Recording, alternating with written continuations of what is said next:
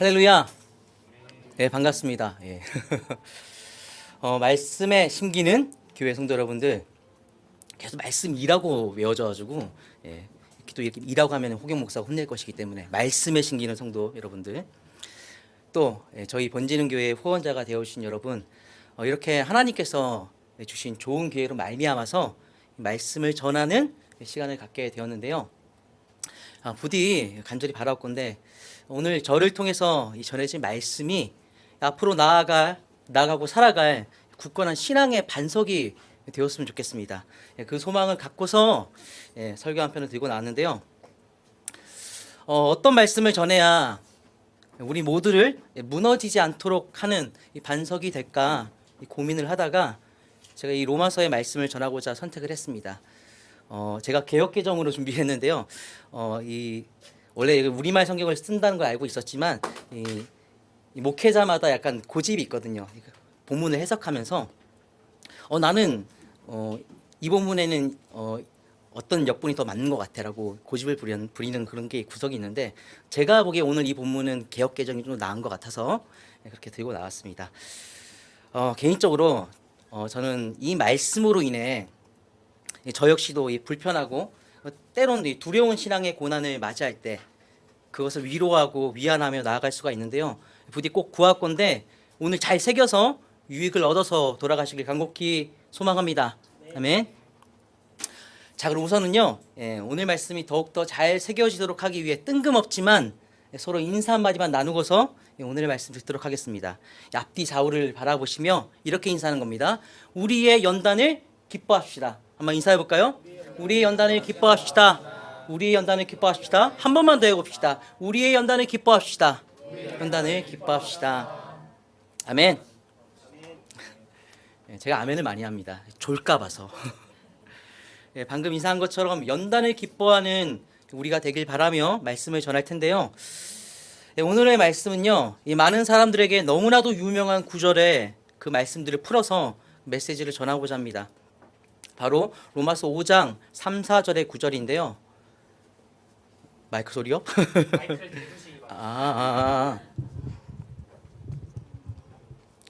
로마서 5장 3, 4절의 구절.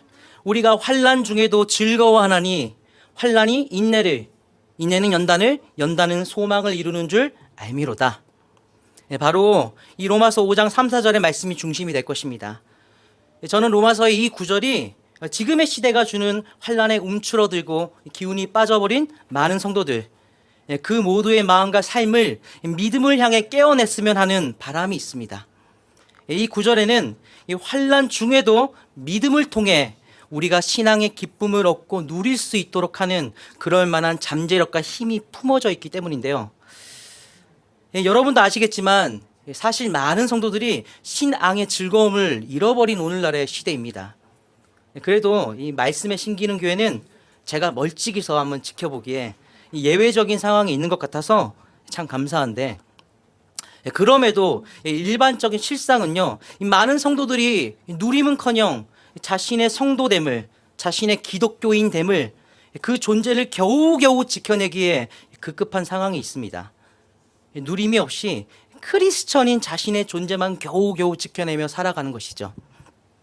자, 그리고 저는 이런 오늘날이 바로 신앙에 있어서는 이 거대한 환난의 시대라고 봅니다. 환난의 시대. 그리고 그 환난의 시대는요, 분명 단번에 그 상황이 뒤집히지는 않을 것입니다. 왜냐하면 마지막 때이기 때문이죠. 하나님이 허용하시고 주시는 그 큰 시류는 누구도 거스를 수가 없는 것입니다. 하지만 그럼에도 우리는 그 시류 안에서 신앙을 온전히 누리기 위한 다른 박질을 해야 하는 것이죠. 자, 그래서 저는요, 바로 이것을 바람해 봅니다. 시대가 뒤집히지 않는다면 그 뒤집히지 않는 환난의 시대 중에서도 우리 성도들이 신앙의 즐거움을 찾아내고 누릴 수 있길 말입니다. 아멘. 자, 그리고 오늘 이 로마서 본문이 바로 이 환난 중에서도 신앙의 즐거움을 찾아 누리도록 하는 키포인트가 될 수 있다고 보는데요. 자, 그런데요, 참 아쉽게도요, 우선은 지적해야 할 것이 이 로마서의 이 구절은, 오늘의 이 구절은 제가 지금 말씀드린 바람과는 좀 많이 다르게 쓰여지고 있습니다. 사실 원체 유명한 구절이다 보니 많은 사람들이 이 구절의 말씀을 인용하는 것을 매우 좋아해 왔음에도 말이죠. 가령 우리 주변에 가정의 문제로, 금전의 문제로, 건강의 문제로, 취업의 문제로 고통을 받고 있는 그런 사람들이 있다면, 또 내가 그런 문제들로 고통을 받고 있다면 우리는 의례적으로 고통을 당하는 상대방과 나 자신에게 이렇게 말하곤 했던 것입니다. 지금 이 고난에 인내해야 해. 인내하면 연단되고 연단받으면 소망이 이루어질 거야. 지금 참으면 언젠가는 이 소망을 이룰 수가 있어. 그렇게 이 구절을 위로의 도구로서 자주 사용했던 것입니다. 그렇죠? 고개 끄덕여 주셔서 감사합니다. 하지만 여러분, 정말로 그렇습니까? 가령의 예시를 더 들겠습니다. 자, 지금 이 시대에 한창 대두되고 있는 20대, 30대 젊은이들의 취업 문제들. 저 아직 30대입니다. 자, 그 문제들로 인하여 고통에 들어있는 젊은이들. 자, 그 사람들 모두가 지금의 이 고통을 인내하고 연단을 받으면 내가 원하는 직장에 들어가는 그 소망이 이루어지는 것입니까? 아니겠죠. 우리는 그렇지 않다는 것을 너무 잘 알고 있습니다. 우리의 삶은 절대로 해피엔딩만 있는 동화가 아닌 것입니다. 심지어 소망을 이루기는커녕 사람들은 고난을 견디는 그 과정에서, 곧 자신이 겪는 그 환난의 과정에서 본전치기도 못하고 더 많은 것을 잃어버리는 경우들도 있는 것입니다. 누군가는 투자한 주식을 팔아야 하나 말아야 하나 갈등하며 마음의 고통을 겪으면서 아니야, 팔지 말고 좀 더 인내하자라고 버텼다가 투자한 돈을 잃기도 하고, 또 누군가는 삶의 고통을 견디며 겪어낸 스트레스로 인해 몸과 마음의 건강을 잃기도 하지 않습니까? 즉 제가 드리고 싶은 말씀은 모든 인내와 연단이 반드시 모든 소망을 보장하지는 않는다는 것입니다. 그것을 누구나 다 알 것입니다. 우리는 순진하지 않은 어른이니까요. 어른이죠. 자, 그래서 한편으로는 또 의아한 것이죠. 대체 왜, 어떻게 오늘 본문 사도 바울은 오늘의 이 로마서 말씀에서 인내와 연단이 소망을 이루게 될 것이라고 이렇게나 확정하여서 마치 소망이 절대적으로 보장되어 있는 것처럼 로마 교회의 성도들에게 또 우리에게 확정하여 말할 수 있는 것일까요? 설마 사도 바울이 거짓말을 하는 것은 아닐 것이고요. 세상 물정을 몰라서 이런 말을 하는 것도 아닐 것입니다. 다들 잘 알다시피 산전수전을 다 겪었던 사도 바울이니까요. 자, 그런데도 바울은 성도들에게 이런 말을 하는 것입니다. 인내와 연단이 소망을 이루어 줄 것을 알기 때문에 우리는 환난 중에도 즐거워할 수가 있다. 사도 바울이 어떻게 세상 물정을 잘 알면서도 이런 말을 할 수가 있는 것일까요? 여러분, 이것은 사실 미리 말씀을 드리자면 오늘 바울이 말하는 인내와 연단과 소망은 우리가 일반적으로 알고 있는 세상의 것들을 이루어내는 인내와 연단과 소망이 아니기 때문입니다. 세상의 것들이 아니에요. 세상의 것들은 완벽하게 보장받을 수 있는 것이 단 하나도 없습니다. 우리의 하나님도 그것을 보장하지는 않으십니다. 그리고 바울도 당연히 그런 것을 보장하지 않습니다. 자, 그래서 명확히 하자면 바울이 오늘 이 본문 말씀에서 전하고자 하는 인내와 연단과 소망은요, 바울이 지금 이 로마서의 말씀을 전하고 있는 매우 특별한 대상, 바로 성도, 오직 성도들에게만 보장되는 인내와 연단과 소망을 말하는 것입니다. 성도들에게만 보장되는 인내와 연단과 소망. 즉 바울은 지금 성도들의 인내와 연단이 반드시 이루어내는 어떤 소망이 있다. 그래서 우리 성도들은 환난 중에도 소망을 이루게 될 자신의 인내와 연단과 그 소망을 기뻐할 수 있다라고 말하는 것입니다. 성도들만의 것. 자, 그리고 바로 그렇기에 여러분, 저는 오늘 우리가 지금 바울이 말하는 성도들의 인내와 연단이 무엇이며 그 인내와 연단이 반드시 이루어내게 되는 성도들의 소망이 무엇인지 그 정체를 꼭 알았으면 하는데요. 왜냐하면 우리가 성도이니까요. 아멘? 자, 과감히 장담하기에 성도들에게 주어진 이 인내와 연단과 소망의 정체를 잘 알고 새긴다면 성도인 우리의 마음과 삶이 믿음을 향해서, 신앙을 향해서 더욱더 기쁘게 전진할 수 있을 것입니다. 심지어 환난 중에도 말이죠. 자, 그러니 오늘 말씀을 잘 듣고 새겨주시기 바랍니다. 바울이 말하는 성도들만의 인내와 연단이 대체 무엇인지, 그 인내와 연단이 반드시 이루어내게 되는 성도들만의 소망이 대체 무엇인지 제가 지금부터 이 본문을 통해서 해설해 드릴 것인데, 조금은 지루한 설명이 펼쳐지겠지만 정신을 집중하시고 잘 들어주시기 바랍니다. 아멘. 제가 이게 말씀을 전할 때 청중들이 있으면 약속을 하고 넘어갑니다. 잘 듣도록 약속을 하는데요. 저는 약간 귀엽게 약속을 합니다. 약속해줘 이렇게 약속을 하거든요. 다들 손 내밀고 제 손가락에다 화답을 해주시면 됩니다. 약속해줘. 귀여운 네모는 이런 걸 해야 됩니다. 자, 잘 집중해 주세요. 자, 먼저는요. 예. 잘 들리십니까? 먼저는요.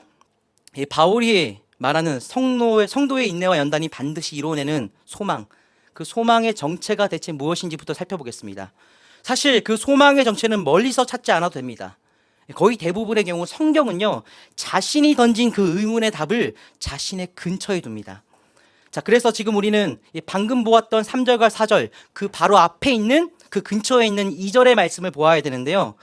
그 2절 말씀에 바울이 말하는 성도의 소망이 무엇인지 그 정체가 드러나 있습니다. 자, 2절 말씀을 보도록 하겠습니다. 우리 2절 말씀만 같이 한번 읽어볼까요? 준비, 시작.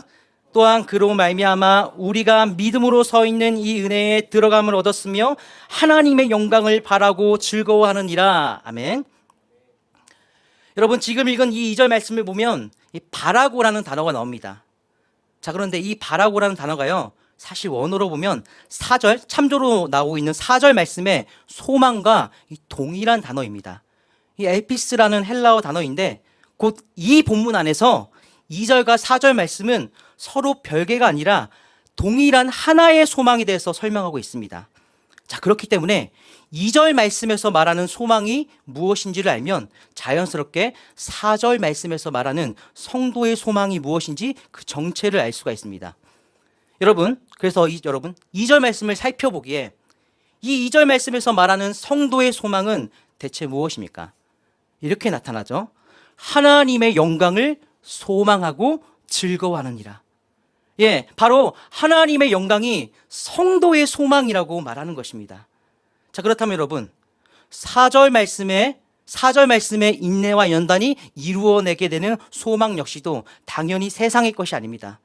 오직 성도들만이 가지는 소망, 바로 하나님의 영광입니다. 내려주셔도 됩니다. 즉 4절 말씀의 의미는요, 우리 성도가 환난 중에 겪는 인내와 연단이 반드시 하나님의 영광을 향한 우리의 소망을 이루어 준다는 것입니다. 성도가 환난 중에 겪는 인내와 연단이 하나님의 영광을 향한 소망을 이루어 준다. 그래서 성도는 환난 중에도 기뻐할 수가 있다. 아멘. 자, 이것이 무슨 말인지 우리의 실상에 비춰서 더 자세히 한번 설명하도록 하겠습니다. 여러분, 우리는 어떻습니까? 우리는 지금 하나님의 영광을 온전히 누리지 못하는 중입니다. 여기서 하나님의 영광을 온전히 누리는 분 계십니까? 역사상에서 하나님의 영광을 가림 없이 왜곡 없이 온전히 누렸던 사람은 타락 이전에 아담과 하와 그리고 예수님 뿐입니다. 심지어 우리는 하나님의 영광을 경험한다 해도 그것을 즐거워하지 못하기도 합니다. 그렇잖아요. 하나님의 영광은 우리의 주인이 나 자신이 아닌 하나님이라고 드러내는데, 하나님의 영광은 그 앞에 선 우리라는 존재가 온전한 존재가 아니라 비참한 죄인이라고 고발하는데 그것을 어찌 즐거워만 하겠습니까?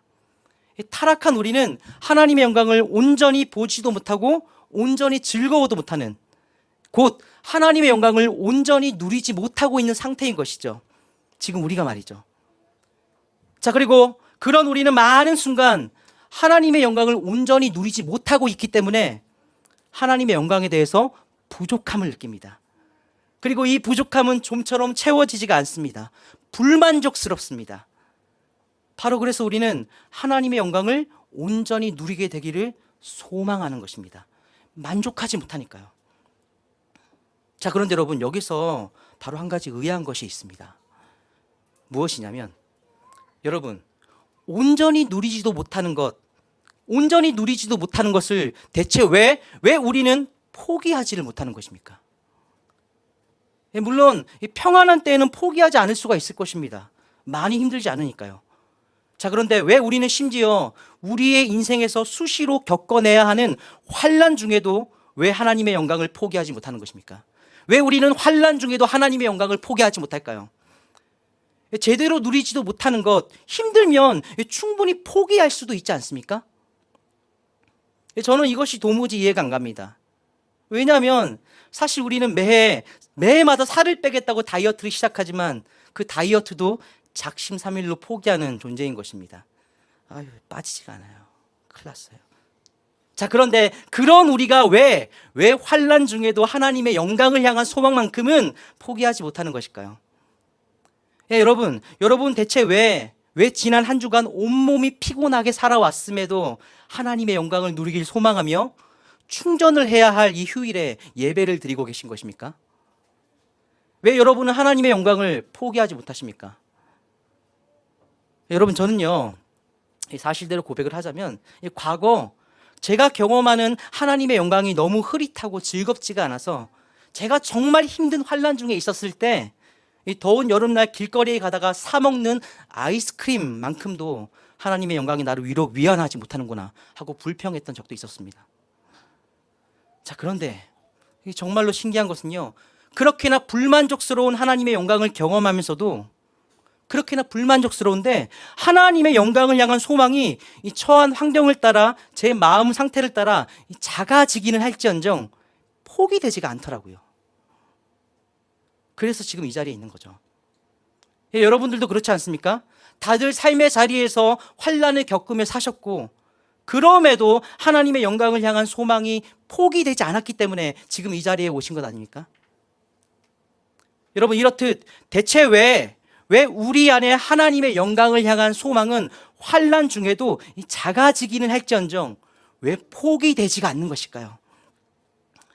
자, 이 질문은 우리가 평소에 깊이 생각해 보지 못하고 지나쳐온 것이지만 오늘의 말씀을 받아들이는 데 있어서는 정말로 중요합니다. 이 이유가 중요해요.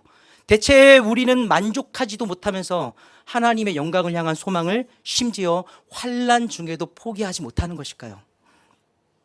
자, 왜인지 그 이유를 결론부터 말씀드릴게요. 꼭 기억하세요. 자, 그것은 바로 우리 안에 있는 믿음이 포기하지 않고 인내하기 때문입니다.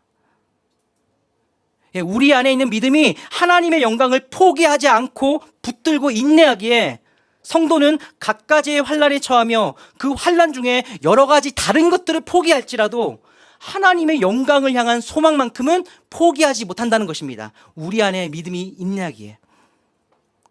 자, 그리고 바로 그래서 이 포기하지 않고 인내하는 믿음으로 인해 우리는요, 자, 이것이 오늘 말씀의 키포인트인데 우리 성도는 환난 중에도 하나님의 영광을 포기하지 못하는 나 자신을 보며 바로 이것을 확신하게 됩니다. 바로 나의 믿음이 진짜라는 것을 확신하게 됩니다. 아, 내 안에 있는 믿음이 진짜 믿음이구나. 이것이 내가 지어내고 만들어낸 믿음이 아니라 하나님이 주신 진짜 믿음이기에 하나님이 붙들어 주시는 믿음이기 때문에 그 진짜 믿음 때문에 환난 중에도 도무지 하나님의 영광만큼은 포기되지가 않는구나. 이것을 확인하게 됩니다. 즉 우리가 환난 중에 경험하는 믿음의 인내는요, 우리에게 증명을 하여 줍니다. 나의 믿음이 바로 하나님께서 주신 참된 믿음이라는 것을. 곧 더 풀어서 말하자면 하나님이 우리에게 주실 영화로운 구원에 나를 들어가도록 만들 진짜 믿음이라는 것을 증명하여 줍니다. 환난 중에 인내하는 나의 믿음이 말이죠. 아멘. 자, 그리고 바로 그렇기에 오늘 4절 말씀, 인내는 연단은 소망을 이루는 줄 알미로다. 바로 여기서 쓰이고 있는 이 연단이라는 단어가요, 일반적인 연단을 뜻하는 단어가 아닌 것입니다. 여러분도 아시다시피 일반적인 연단은 우리를 훈련시키고 준비시키는 그런 연단을 말하는데요, 오늘 이 4절 말씀의 연단은요, 매우 특별한 종류의 연단입니다. 이것을 설명드리자면, 여러분 신약 성경에는 이 연단이라는 의미로 쓰이는 단어가 3가지 정도가 있는데, 자, 그런데 그중 2가지는 제가 방금 말씀드린 대로 우리를 훈련시키고 우리를 준비시키는 연단의 의미로 쓰입니다. 자, 그런데 오늘 본문 말씀에 쓰이고 있는 연단은 헬라어 언어로 도키메라는 단어인데, 어떤 단어라고요? 도키메. 한글로 아주 상세하게 적어놨습니다. 바로 이 단어는 준비시키는 연단이 아니라 바로 내가 갖고 있는 것이 진짜인지 아닌지 증명하는 연단을 말합니다. 도키메, 진짜인지 아닌지 증명하는 연단. 곧 내가 갖고 있는 믿음이 진짜인지 아닌지 증명을 한다는 것입니다. 예, 그런 연단의 단어가 오늘 말씀에서 쓰이고 있는 것이죠. 진짜라는 것을 증명해내는 연단.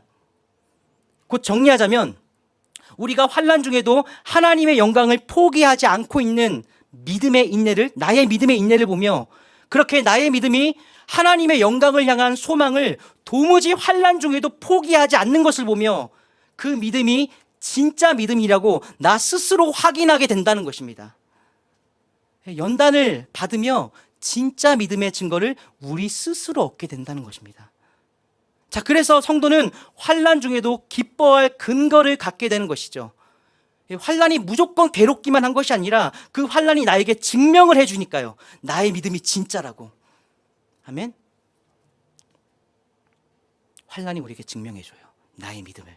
자, 그렇다면 이제 다음으로 중요한 것이, 여러분 오늘 우리는 이것도 꼭 알아야만 합니다. 여러분, 환난 중에 증명되는 나의 그 진짜 믿음은요, 과연 어떤 미래를 보장하여 줍니까? 보장해 주는 것이 있으니까 즐거운 것 아니겠습니까? 예, 아무것도 보장해 주지 않으면 믿음 그 자체만 갖고 대체 뭐가 즐겁겠습니까? 무언가를 보장해 주기에 즐겁겠죠. 자, 그 보장을 알기 위해 여기서 2절 말씀을 다시 한번 보도록 하겠습니다. 한 번만 더 읽어볼까요? 시작. 또한 그로 말미암아 우리가 믿음으로 서 있는 이 은혜에 들어감을 얻었으며 하나님의 영광을 바라고 즐거워하느니라. 아멘. 여러분, 지금 읽었다시피 우리에게 증명된 그 진짜 믿음은 우리가 지금 믿음으로 서 있는 그 은혜에 들어감을 얻었음을 보장합니다. 곧 쉽게 말해서 우리가 은혜에 들어가게 될 미래를 보장한다는 것이죠. 자, 그리고 그 은혜는 바로 성도인 우리가 그리도 소망하는 하나님의 영광을 누리는 은혜를 말하는 것입니다. 자, 그래서 지금 읽은 이 2절 말씀은 은혜에 들어감을 말하고서 이어서 하나님의 영광을 함께 말하는 것이죠.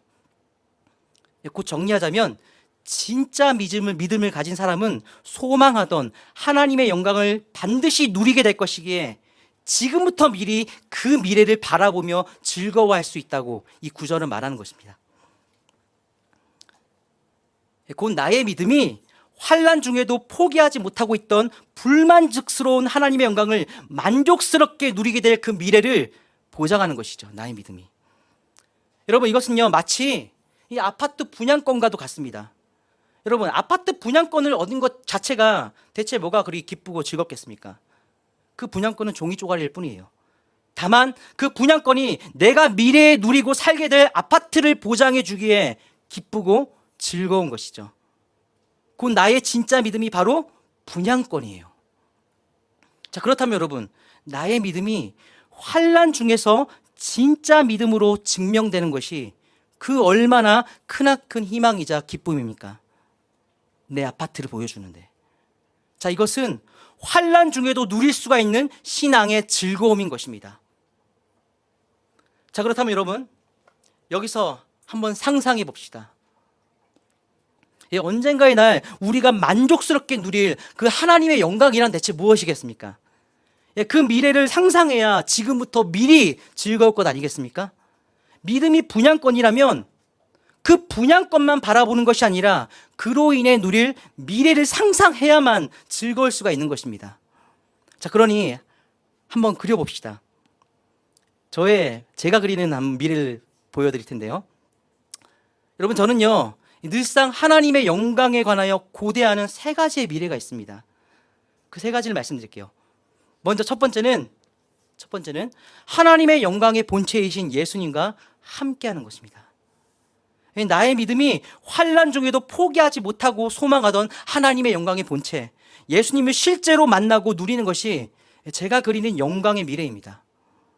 더 자세하게 덧붙이자면, 자, 이것은 제 개인적인 것인데요. 저는 이런 상상을 합니다.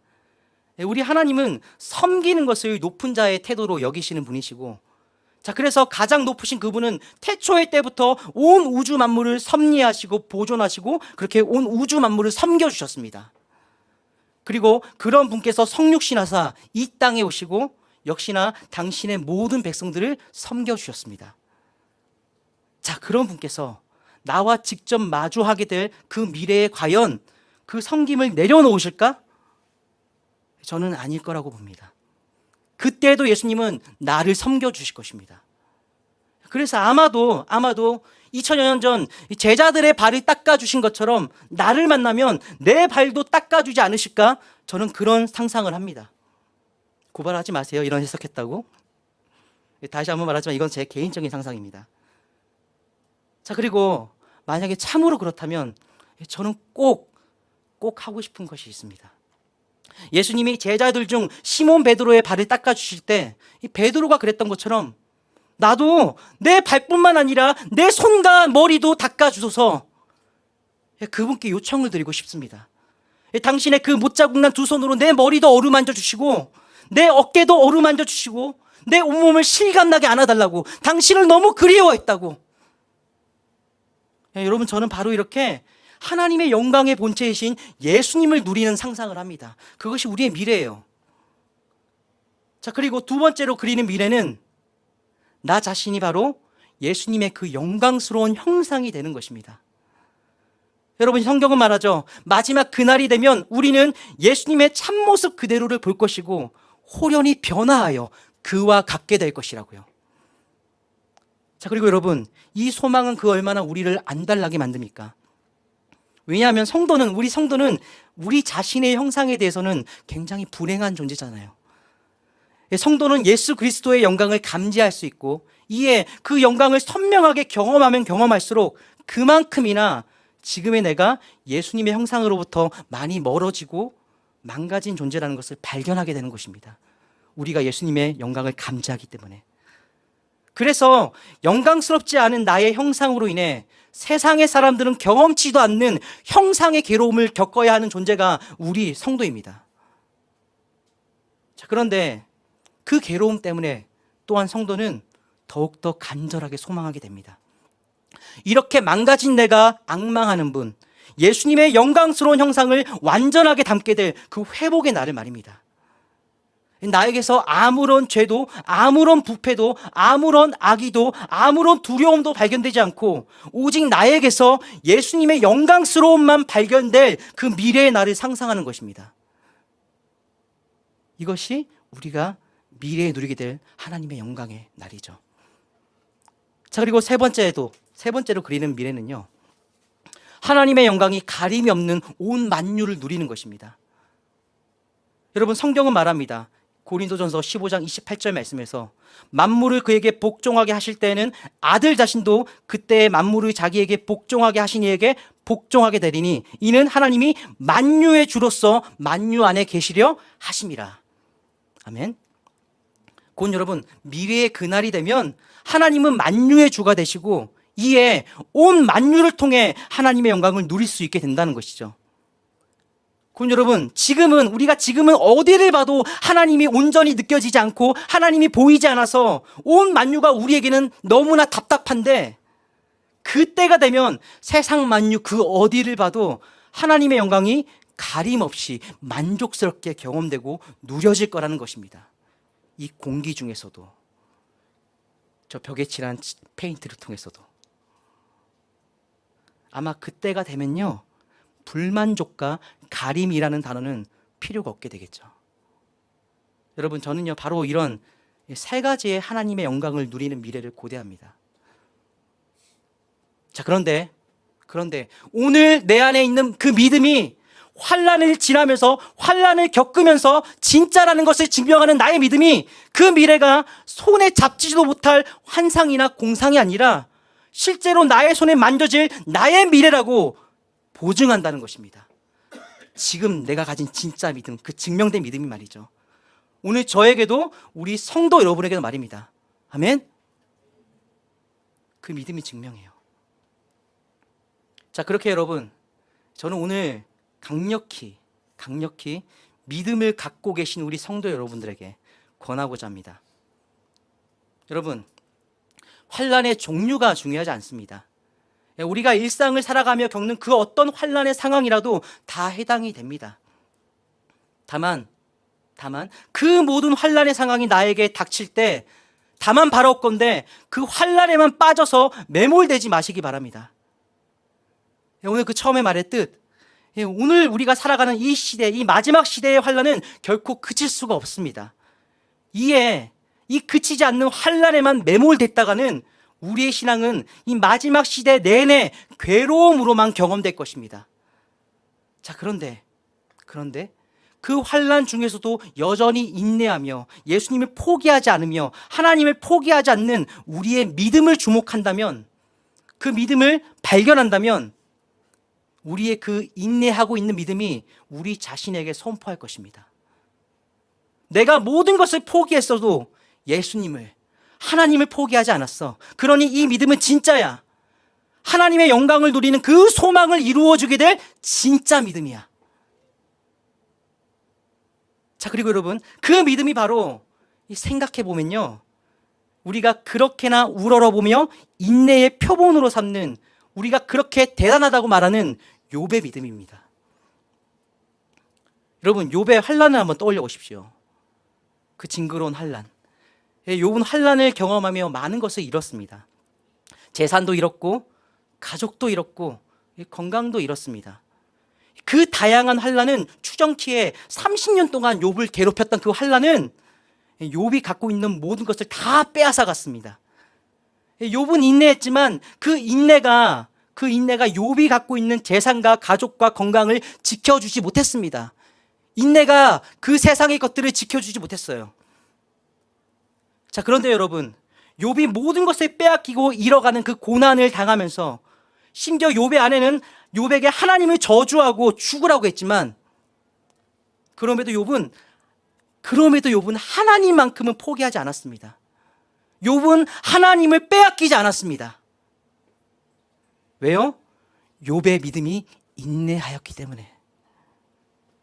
자, 그리고 그 인내의 끝에 대체 무엇을 욥이 보았습니까?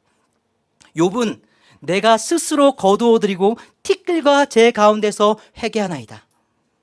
이렇게 자기 자신을 티끌과 제 사이에 있는 자라고 표현할 만큼, 자기 자신을 그렇게 더럽다고 표현할 만큼 반대되는, 너무나 성결하고 너무나 밝은 하나님의 영광을 경험하였습니다. 환난 중에 인내한 욥의 믿음은 하나님의 영광을 넘치도록 경험하는 그 미래를 가져다 준 것입니다. 자, 그런데 여러분, 그 욥의 믿음이 어디 멀리에 있지 않습니다. 바로 우리에게 있습니다. 환난 중에 인내하는 나의 믿음에 있다는 것입니다. 아멘. 그리고 여러분이 갖고 있는 그 믿음이 바로 세상이 줄 수 없는 소망의 미래를 우리에게 이루어주게 될 그 믿음입니다. 그 믿음에 주목한다면 우리는 지금의 환난 중에도 신앙의 기쁨, 곧 즐거움을 얻을 수 있을 것입니다. 그러니 환난 중에 환난에만 주목하지 마세요. 꼭 믿음에 주목하시기 바랍니다. 아멘. 아멘. 자, 그리고 마지막으로, 이 설교가 짧은지 긴지 모르겠어요. 그래도 뭐 강경 목사보다는 짧을 거예요. 그런데 제 생각엔 좀 길 것 같아요. 왜냐하면 일반적으로 강사가 이 정도 길이의 설교를 잘 안 하거든요. 하지만 제가 아주 오랜만에 청중이 있는 상황에서 설교를 하다 보니까 들떠서 일반적으로 이 초청 강사가 전하는 분량보다는 좀 더 길게 설교를 잡았습니다. 아멘. 죄송하지만 그럼에도 이것을 꼭 권해야만 오늘의 말씀이 더욱더 온전해질 것 같아서요. 자, 무엇을 권하고자 하냐면요, 여러분, 부디 앞으로 믿음을 적극적으로 사용하는 삶을 살아가 주십시오. 믿음을 적극적으로 사용하라. 여러분, 제가 지금까지 설명했듯 우리의 믿음은 하나님의 영광을 누릴 그 미래를 보장합니다. 그리하여서 성도만의 즐거움, 곧 세상이 줄 수 없는 희락을 지금부터 미리 환난 중에도 누리도록 합니다. 또한 그렇게 여러분, 반대로 말하자면 믿음을 경험하지 못하는 성도의 삶은요, 그만큼 세상이 줄 수 없는 성도만의 희락을 누리지 못해서 지금부터 미리 메말라가게 됩니다. 자, 그렇다면 여러분, 믿음을 경험할 수 없는 삶이란 대체 무엇인가요? 그것이 바로 불신앙의 삶입니다. 예, 불신앙의 삶에선 믿음이 사용될 필요도 없고, 이에 믿음이 경험되지 않으며 하나님의 영광을 누릴 미래가 보여지지 않습니다. 그래서 희락 없이 메마르게 됩니다. 예, 우리 성도들이 메마를 수밖에 없는 최악의 환경이 바로 믿음 없는 삶입니다. 예, 우리는요, 성도로서 메마름이 아닌 희락을 누리고자 한다면 반드시 믿음을 사용해야 합니다. 자, 이것은 믿음의 선조들부터 또 오늘 저 역시도 경험하는 바 확신하에 말씀드릴 수가 있습니다. 믿음이 있는 삶은 분명 세상이 줄 수 없는 희락을 성도들에게 가져다 줍니다. 하지만 여기서 참 안타까운 것은요, 이 믿음의 삶은 우리에게 있어서는 반드시 염려와 불안을 동반하게 됩니다. 왜냐하면 우리는 이 보이지 않는 하나님의 돌봄을 신뢰하기보다 보이는 것을 더욱더 신뢰하고자 하는 그런 부패한 성향을 갖고 있기 때문입니다. 하지만 여러분, 그럼에도 믿음은요, 그런 부패한 성향의 우리에게도 반드시 희락이 됩니다. 예를 들자면요, 작년에 어느 한날이었습니다. 간혹씩 우리의 삶이 그러하듯이 이 어느 한날 저에게는 갑자기 말씀대로 살아가고자 하는 어떤 결심이 섰습니다. 그리고 실제로 그렇게 살아가고자 했습니다. 자, 그런데요, 막상 그 결심대로 살아가려니 말이죠, 염려와 불안이 제 눈을 가리더라고요. 예, 이전보다 더욱더 말씀대로 살아가려니 내가 그렇게 살았을 때 보게 될 손해와 내가 그렇게 살았을 때 겪게 될 고통과 내가 그렇게 살았을 때 누리지 못할 세상 쾌락들이 자연스럽게 떠오르더라고요. 예, 그 염려와 불안이 뭉게뭉게 내 눈을 앞을 가려서 말씀대로 살아가 보려는 그 삶이 막막하더라고요. 자, 그런데 바로 그런 막막함 때문에 말씀대로 살아가려면 사용하지 않을 수 없었던 것이 있었습니다. 그 막막함 때문에 무엇을 사용해야 되느냐? 바로 믿음입니다. 내가 말씀대로 한순간 더 살아가면 성경에 나온 대로 하나님께서 이런 나를 기뻐하실 거라고 믿지 않고서는 도무지 그런 삶을 시도할 수가 없더라고요. 또 말씀대로 살아갔을 때 내가 손해를 보고 어쩌면 내 인생이 더욱더 굴곡지게 될 수도 있는데, 그런 나의 인생이 성경에 나온 대로 그 마지막에는 하나님의 품 안에 있을 거야 라고 믿지 않고서는 그런 삶을 시도할 수가 없더라고요. 말씀대로 살아가려니 믿음을 사용해야만 하더라고요. 염려에 대적하여 믿음을 사용해야만 하더라고요. 그리고 그 염려되던 삶과 믿음을 사용하는 그 삶의 병행 속에서 비록 부족한 저였지만 제가 전혀 예상치 못하게 얻게 된 수확이 있었습니다. 그것이 바로 오늘 말씀 내내 전한 그 믿음의 보증이었습니다. 염려와 불안에도 인내하며 버티는 저의 믿음을 보면서, 그렇게 버티는 나의 믿음을 보면서, 아, 내 믿음 진짜구나, 내가 바로 하나님의 영광을 누릴 그 사람이구나 하는 보증. 그 보증이 때로는 너무 감격스러워서 눈물이 나더라고요. 그래서 그 당시에 참 자주 울었습니다. 세상이 주지 못하는 그 희락이 너무 좋아서 자주 울었습니다. 물론 그럼에도 여전히 부패한 성향을 지닌 사람이기에 그 상태로만 살아오지 못했지만 그 당시의 희락을 경험하며 그때 너무 자주 울었습니다. 그리고 그렇게 경험한 자로서 오늘 확신 있게 강권합니다. 여러분, 믿음을 사용하는 신앙의 삶을 사십시오. 아멘. 예, 믿음을 사용할 필요가 없는 불신앙의 삶이 더 편안해 보일지는 몰라도 성도인 우리에게는 치명적인 독이 됩니다. 왜요? 믿음의 보증을 경험하지 못할 테니까요. 여러분, 성경에 나타나는 하나님이 기뻐하신 수많은 성도들은요, 전부 다 믿음을 사용하는 자들이었습니다. 그래서 그들의 믿음은 수동태가 아니라 능동태로 표현됩니다. 그들이 믿었더라. 이렇게 자기 스스로 믿음을 사용한 자들로 표현된다는 것입니다. 그들은 하나님께 받은 선물인 믿음을 땅에 묻어두고 묵혀두는 자들이 아니라 삶으로 끄집어내어 사용하는 자들이었던 것이죠. 그리고 그런 그들은 이 땅에서부터 하늘의 희락을 누렸습니다. 그들의 인생 내내 있었던 수많은 환난 중에서도 말입니다. 믿음을 사용했기에. 여러분, 그런 누림이 오늘 우리에게 충만하길 바랍니다. 환난 중에도 믿음을 사용하고 경험하고 주목하며 환난 중에만 누릴 수 있는 즐거움, 내 믿음이 보증되는 즐거움, 곧 하늘의 희락을 누리는 이 시대의 우리가 되길 오늘의 말씀을 전하며 간곡히 축원합니다. 할렐루야. 아멘.